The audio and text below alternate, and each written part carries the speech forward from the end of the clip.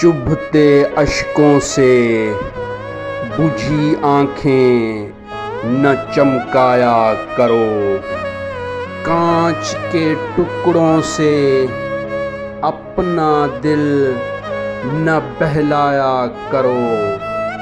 مجھ کو فرصت ہی نہیں ملتی خود اپنے آپ سے، روٹھنے والوں مجھے اب یاد کم آیا کرو۔ دوستو اپنی زبان سے میں ابھی واقف نہیں، جب میری باتیں سمجھ لو مجھ کو سمجھایا کرو۔